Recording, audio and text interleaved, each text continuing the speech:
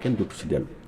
donc de 1960 jusqu'à ce jour dossiers yi nga xam ne dañuy frappé de l'autorité de la chose jugée n'ont jamais fait amul benn boo xam ne ça a fait l'objet d'une révision yi ñu tenté woon sax c'était dans le cadre de Karim Wade je pense bien te boobu aussi mujjul antu donc aujourd'hui si on apprend que la Cour suprême finalement à travers le procureur général je pense bien nangu nañ ñu revenir sur le procès Mame Mbaye Niang et Ousmane Sonko. Donc quelque part on peut dire que Ousmane Sonko finalement li mu bëggoon am na ko voilà parce que man je ne comprends pas. li mu bëggoon de diffamation ñu mën a nga xam ne dañ ko condamné. mais bu nekkee dafa am fait nouveau kay xëy na mën na loolu tax ñu demandé ñu ubbi ko vu que ne nee nañ am nay éléments yu bees yoo xam ne ñoom am nañ ko d'ailleurs éléments yu bees yooyu ci lañ sukkandi pour saisir ki nga xam ne ni moo di garde des Sceaux. dama lay fàttali kii Ndak. oui gis nga en matière de diffamation parce qu'il s'agit d'une affaire de diffamation. gis nga bés bu ñu la kon maanaam joxe citation à comparaître. devant le juge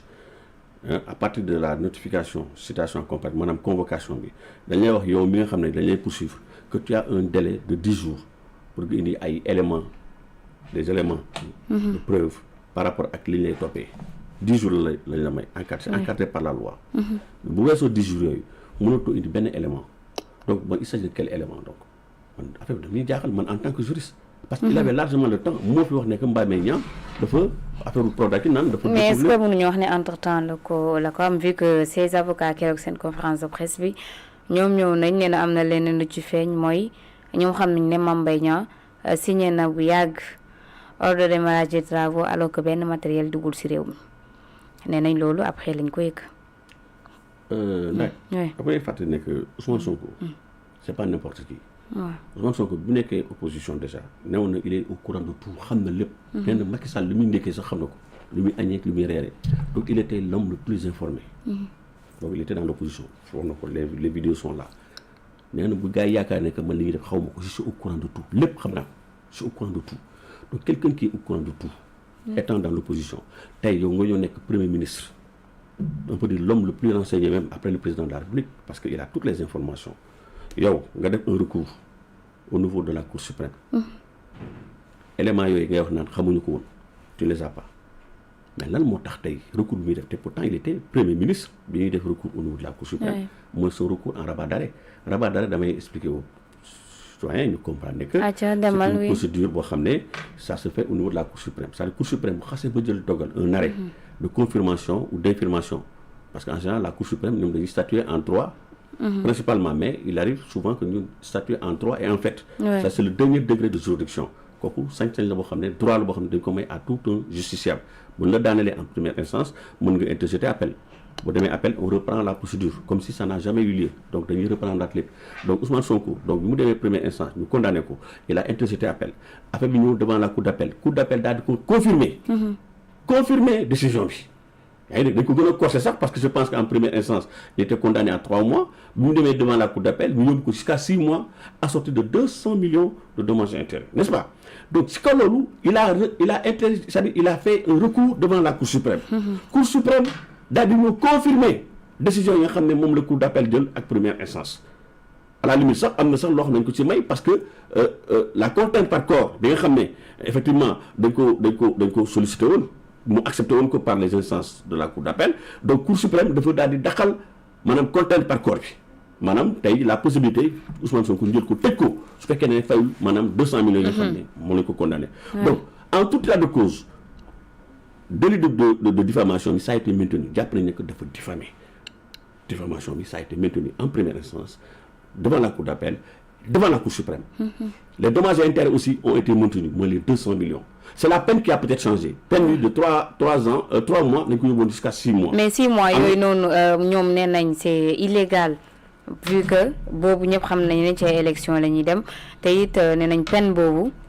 pour c'était uniquement pour génne Ousmane Sonko ci élection présidentielle yi atum 2024 oui su fekkee ne c'était illégal la Cour suprême allait déclarer que c'était illégal Cour suprême damay fàttali que ce sont des magistrats yoo xam ne ñoom lu mu dee ku ci nekk au moins 20 ans de carrière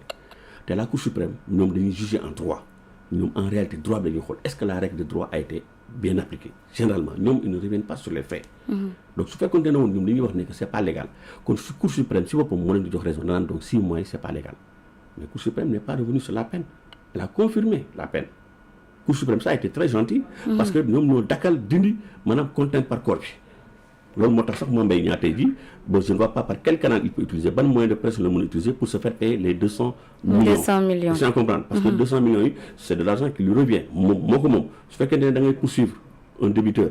qui fait l'objet d'une condamnation nga am sa titre exécutoire su fekkee ne tu n'arrives pas à recouvrer le montant de la créance mën nga exécuter c'est-à-dire faire une contrainte par corps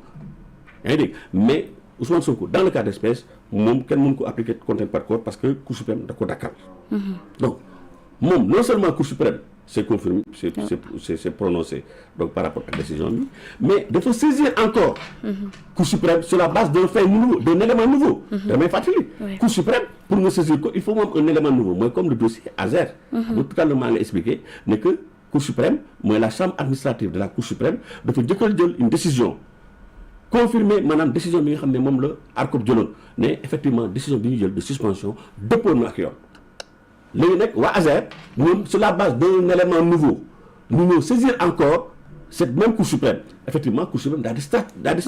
statuer voilà donc c'est la même chose donc yow boo amee un élément nouveau Cour suprême mën na statuer encore donc loolu moo permettroon Azer ñu statuer à nouveau seulement li ñu jaaxal mooy au lieu ñu statuer devant la chambre administrative mais dañoo dem saisir la chambre économique yaa ngi dégg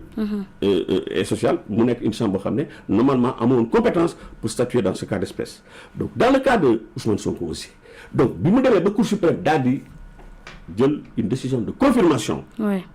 jàpp ne que la règle de droit était bien appliquée gisuñu fa dara loo xam ne lëndëm na lépp jaar na yoon mais peine bi aussi jàpp nga ni lëndëmut mais Cour suprême mais ils sont bien outillés que nous ñoom ils ont le dossier c'est des magistrats du droit damay fàttali ne que ñoom ils statuent en droit principalement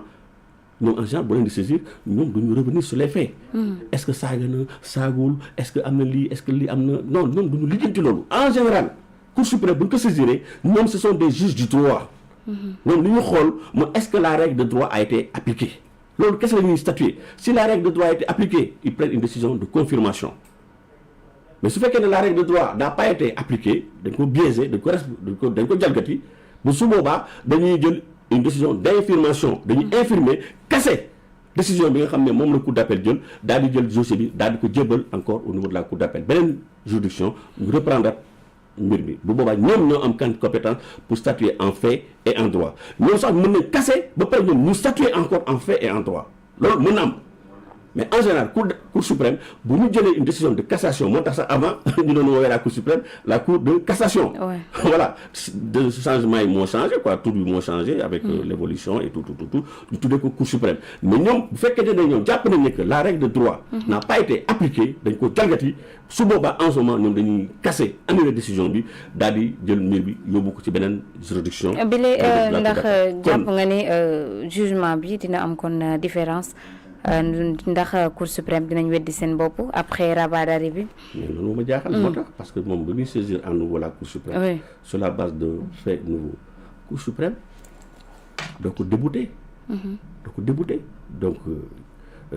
c'est ce qu'on appelle rabat d'arrêt donc rabat d'arrêt bi jël donc mooy loolu pour demander à Cour suprême pour mu weddi boppam Cour suprême dafa ne non man décision bi ma jël amul si benn problème. am nañ si saxal argument yi ngeen indi ak fait nouveau bi ngeen indi taxawul waaw mais léegi. Qu'est-ce qui s'est passé entre-temps ba tey jii ñu naan Cour suprême bi nga xam ne moo jëloon décision de confirmation débouté ko par rapport ak sa demande de rabat d'arrêt comment ça se fait que cette même Cour suprême tey jii mu nangu ne day ñëw revenir encore sur cette même affaire donc ça veut dire que y a quelque chose yi nga xam ne doy na waar tey na suñu xel. y a quelque chose lan moo qu'est-ce qui s'est passé entre-temps. génn gis nañ ci 31 décembre bi le président de la République génn. wax na ci réforme yi nga xam ne war nañ koo def ci constitution bi loolu tamit ndax mënuñoo jàpp ne xëy na suite bi la mënoon joxe wala lan moo tax lan mooy urgence yi lan moo nekk ci ginnaaw lu yàkkamti ba ñu bëgg a changer constitution bi. mais man c'est la question que je me pose. ñun ñëpp bi ñu waxee effectivement président de la République dafa ne woon et que dans le premier trimestre de l'année 2026 donc dinañ mettre en application les réformes yi nga xam ne moom la ñu waxtaane woon au niveau donc de Diamniadio parce que y avait les assises de la justice donc ñun boobu léegi man je fais partie de ces gens ñu doon casse naan mais lan la ñuy xaar. ñu appliqué ko parce que damay fàttali ne que ci réforme yooyu si la ñu ne woon effectivement que on va mettre en place un juge des libertés